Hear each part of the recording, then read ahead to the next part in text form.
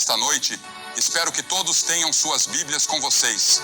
Tenho pedido para que tragam suas Bíblias, porque estamos aqui para ver o que a Bíblia tem a dizer sobre os seus problemas, os meus problemas, os problemas da nação e os problemas do mundo.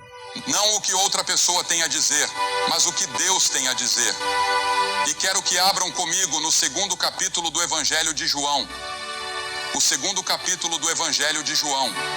No versículo 23, a Escritura diz: estando ele em Jerusalém pela festa da Páscoa, muitos, vendo os sinais que fazia, creram no seu nome. Mas o próprio Jesus não confiava neles, porque a todos conhecia. E não precisava de que alguém lhe desse testemunho do homem, pois ele bem sabia o que havia no homem. Havia um homem entre os fariseus, chamado Nicodemos, um dos principais dos judeus. Este veio a Jesus de noite e lhe disse: Rabi, sabemos que és mestre, vindo de Deus, pois ninguém pode fazer estes sinais que tu fazes, se Deus não estiver com ele. E Jesus respondeu e lhe disse: em verdade te digo, que se alguém não nascer de novo, não pode ver o reino de Deus.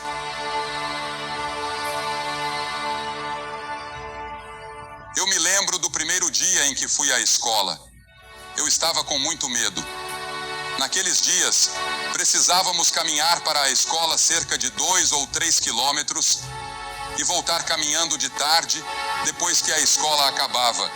E minha mãe tinha preparado um pequeno lanche para eu comer na hora do recreio. Ninguém me disse que haveria 2 intervalos. Então tivemos um intervalo, por volta das 10 ou 10h30, para sairmos e nos alongarmos um pouco. E então, eu comi meu lanche muito rapidamente naquele momento. Bem, quando o horário do almoço chegou, às 12h30, eu não tinha mais nada para comer. Nunca esquecerei esse dia enquanto viver. Em outra ocasião, eu entrei no ônibus pelo lado errado, ou de alguma forma me confundi. Isso foi 4 anos depois. O diretor saiu e me puxou pela orelha. Acho que uma parte dela ainda está faltando. Mas há algum tempo, Bill Hybels disse em um de seus sermões que tantas mudanças estão acontecendo rapidamente que nem percebemos o quanto isso nos afeta. Ele disse que vivemos em uma era de sobrecarga de informação. Você e eu temos acesso a mais informações, dados, fatos, notícias e conhecimento do que qualquer pessoa na história. E a quantidade de informação no mundo está dobrando a cada 5 anos. Recebemos informações através de revistas e jornais e dizem que esquecemos até 80% em 24 horas. E praticamente tudo será esquecido quando alcançarmos a eternidade. Nicodemos, o homem de quem estávamos lendo na Bíblia, era um grande líder religioso, e ele veio de noite.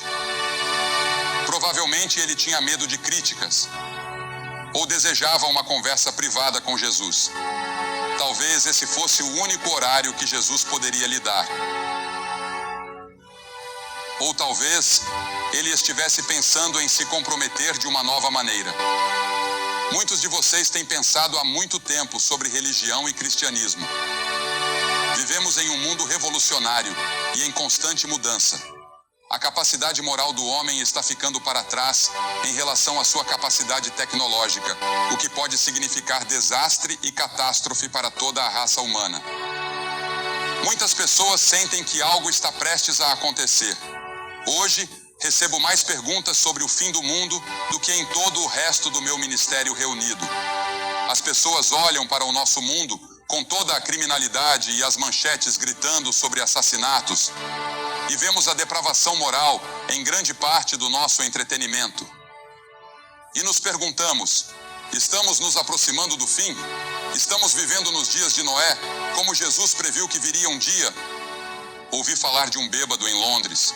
Ele estava debaixo de um poste de luz, procurando sua carteira que tinha perdido. Alguém passou e perguntou: você a perdeu aqui? Ele respondeu: não, foi cerca de meia quadra atrás. Então por que não procura lá? Não há luzes lá, ele disse. Buscar é importante. Buscar propósito e significado é muito importante. Você tem propósito e significado na sua vida? Eu já contei várias vezes sobre o menino de 10 anos que foi até sua mãe e perguntou: Mãe, como eu nasci? E ela respondeu: A cegonha trouxe você. Então ele foi até sua avó e perguntou: Vovó, como você nasceu? Ela disse: A cegonha me trouxe. Ele perguntou: E como minha mãe nasceu? Bem, a cegonha trouxe ela também.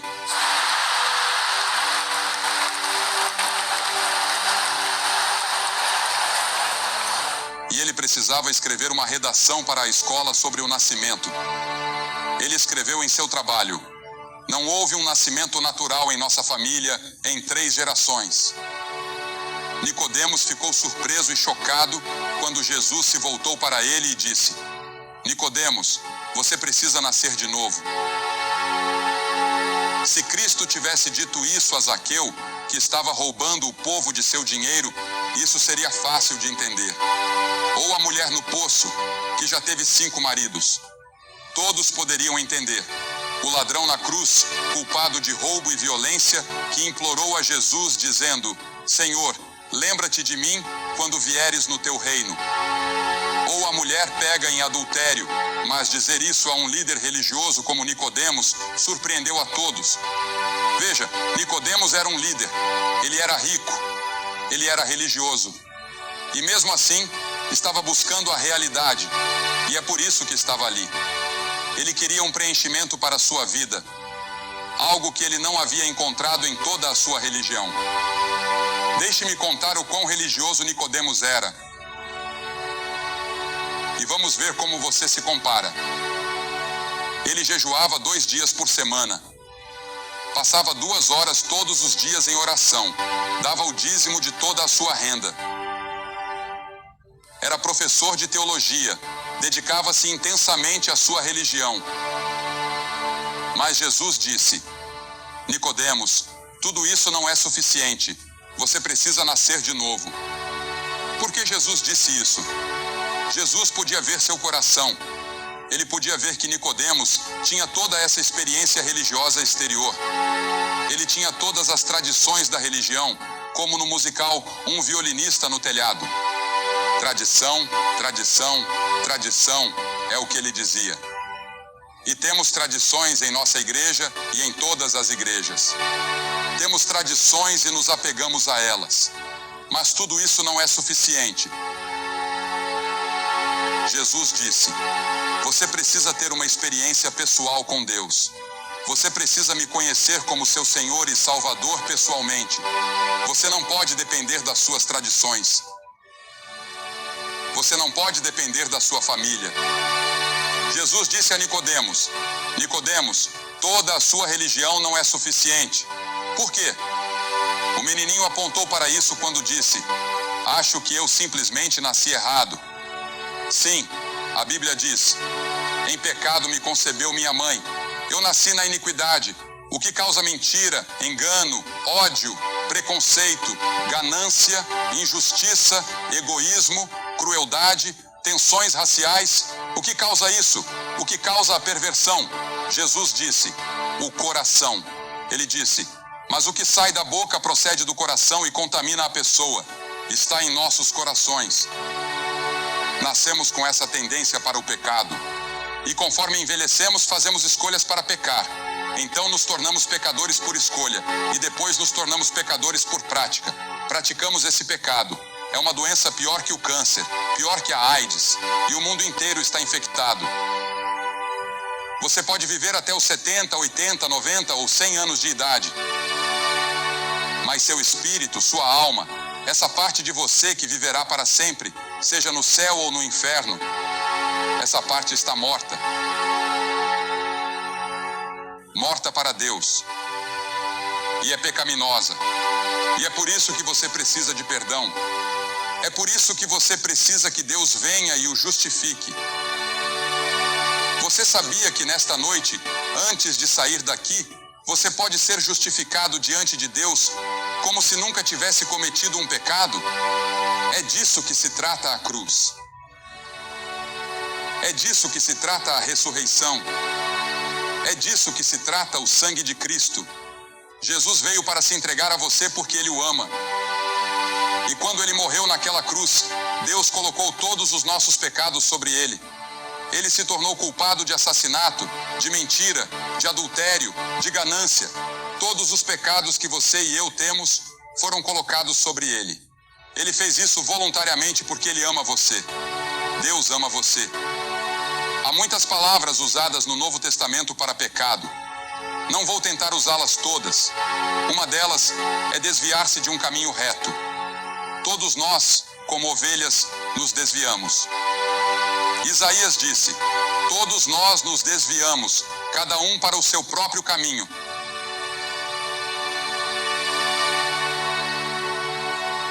Em Romanos 5 está escrito: portanto, como por um homem entrou o pecado no mundo, e pelo pecado a morte, assim também a morte passou a todos os homens, pois todos pecaram. Portanto, uma mudança radical deve ocorrer antes de você poder entrar no céu, antes de ser aceito por Deus. E essa mudança pode acontecer hoje à noite. Para encontrar verdadeira realização, até mesmo nesta vida, essa mudança precisa ocorrer para ser aceitável a Deus. Essa mudança deve ocorrer. Agora, o que é esse novo nascimento? Quando Jesus disse: você precisa nascer de novo? Nicodemos fez essa pergunta. Ele disse: como pode um homem nascer de novo sendo velho? Pode ele entrar no ventre de sua mãe e nascer de novo? Ele queria entender.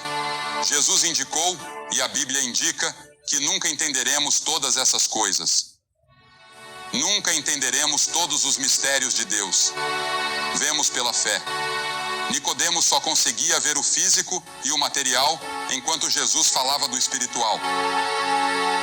Quando Jesus disse: você precisa nascer de novo, Ele não quis dizer que você vai herdar isso. Você não herda a salvação de seu pai ou de sua mãe. A Escritura diz em João 1:12: os quais não nasceram do sangue, nem da vontade da carne, nem da vontade do homem, mas de Deus. Eu poderia nascer em uma garagem, mas isso não me faz um automóvel. Você pode nascer em um lar cristão, mas isso não faz de você um cristão. Tem que haver um momento na sua vida em que você toma sua própria decisão e faz sua própria escolha.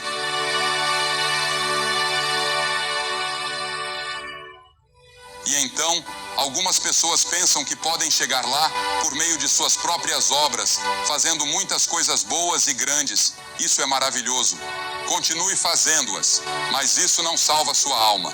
É um resultado da sua salvação. Em Tito 3:5 está escrito: não por obras de justiça que tenhamos feito, mas segundo a sua misericórdia, Ele nos salvou. Você é salvo pela graça de Deus. Agora, graça significa favor imerecido. Graça significa algo que você não merece. Você não pode trabalhar por isso. Você não pode pagar por isso. É um presente de Deus. Você já recebeu esse presente? Você recebe esse presente pela fé e ele vem ao seu coração e transforma você. E você nasce de novo. Veja, o homem pecou em um ambiente perfeito. Nós tínhamos tudo. Adão e Eva tinham tudo. Eles nem precisavam de forças policiais, nem precisavam de governo, não precisavam de nada porque tinham tudo. Mas se rebelaram contra Deus. Pecaram contra Deus, e isso foi passado de geração em geração, até chegar a você e a mim, até que todos nós somos pecadores. Nascer de novo significa ser nascido na família de Deus. Em Ezequiel está escrito: também vos darei um novo coração e porei dentro de vós um novo espírito. Em Romanos, Paulo fala sobre isso como estar vivo dentre os mortos. Em 2 Coríntios, ele chama isso de ser uma nova criação. As coisas velhas passaram, eis que tudo se fez novo. Isso já aconteceu com você?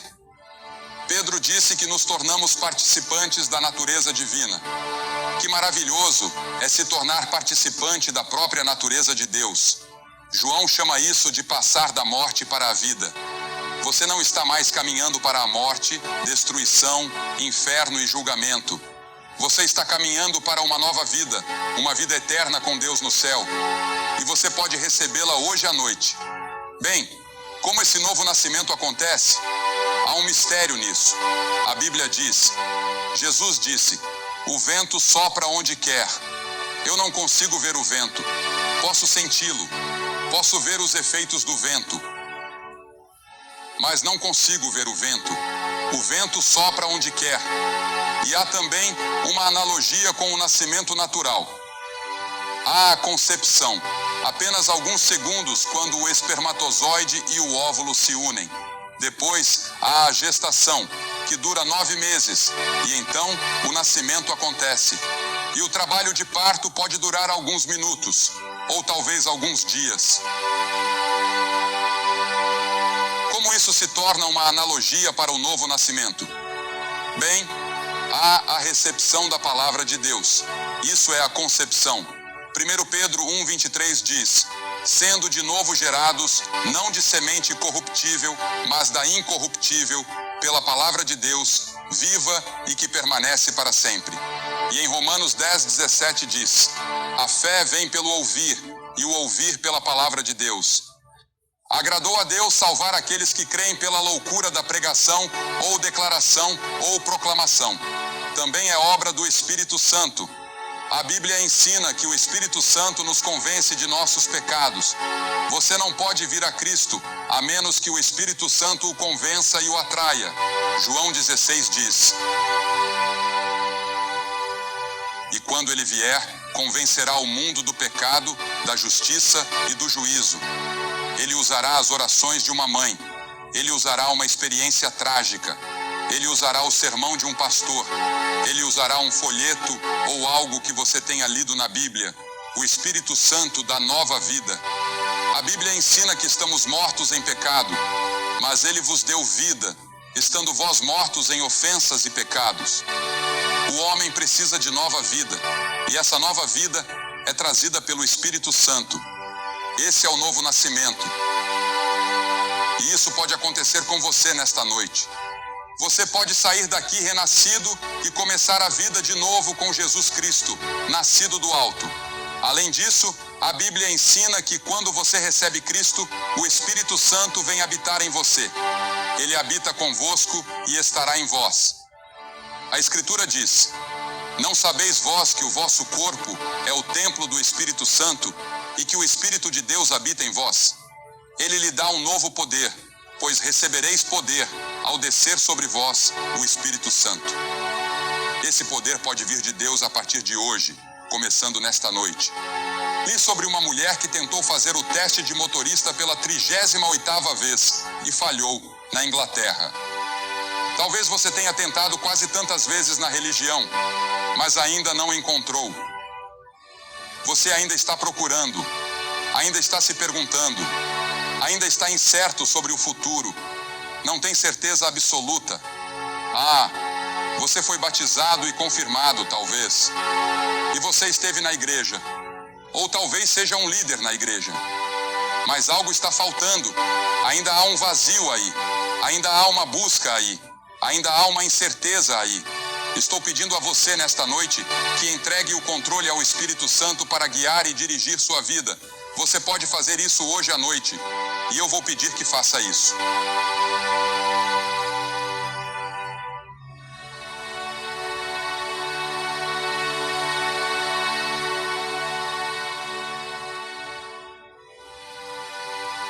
Você pode perguntar, bem, o que eu preciso fazer? Há 3 coisas importantes que você deve fazer. Primeiro, você deve se arrepender do pecado. Arrependimento significa que você muda seu modo de viver e muda sua forma de pensar. Esteja disposto a permitir que uma mudança aconteça em sua vida. A segunda coisa é pela fé. A fé e o arrependimento andam juntos. Não há uma separação aí. Eles andam juntos. Você se arrepende e crê. creia em Cristo. Não creia em mais nada para sua salvação, exceto no Senhor Jesus Cristo. E você o recebe em seu coração e diz: Senhor Jesus, entra, e Ele entrará. Então, a terceira coisa é obedecer a Ele. Diga: Senhor, eu sei que não posso viver a vida cristã, e Billy Graham não pode viver a vida cristã, e eu não posso. Se eu não tivesse a ajuda do Espírito Santo todos os dias, eu seria um fracasso total todos os dias. Quanto a viver a vida cristã, sou um fracasso grande parte do tempo. Mas é o Espírito Santo que vem e vive através de você e em você, e lhe dá um poder para resistir à tentação que você nunca teve antes, e lhe concede uma nova alegria e uma nova paz que você nunca soube que existia. Tudo isso pode ser seu nesta noite. Se você estiver disposto a dizer: Senhor, eu realmente me arrependo, eu realmente te recebo, eu abro meu coração para ti, eu vou pedir que você faça o que já vimos centenas de pessoas fazerem. Vou pedir que você se levante do seu lugar, aqui na frente e aí atrás, bem no fundo, e venha e fique aqui na frente e diga, ao vir: eu realmente te recebo. Estou disposto a me arrepender dos meus pecados. Quero que haja uma mudança. Quero saber que fui salvo. Não tenho certeza de onde estou agora, mas quero saber. Levante-se e venha. Vamos esperar por você. E vou pedir que as pessoas estejam em oração por aqueles que estão tomando esses compromissos agora. E peço que ninguém saia. Este é o momento sagrado do serviço. Muito calmamente, deixem que as pessoas venham, aquelas para quem Deus está falando.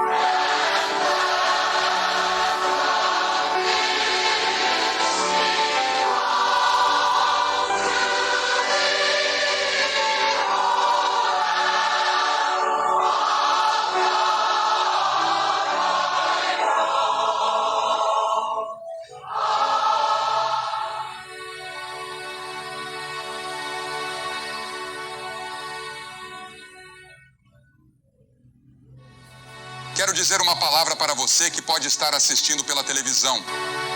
Não estamos ao vivo na televisão. Isso pode ser exibido várias semanas ou meses a partir de agora. Mas você participou deste serviço. Você ouviu a mensagem, ouviu a música, ouviu o testemunho e Deus falou com você. E você gostaria de entregar sua vida a Cristo nesta noite?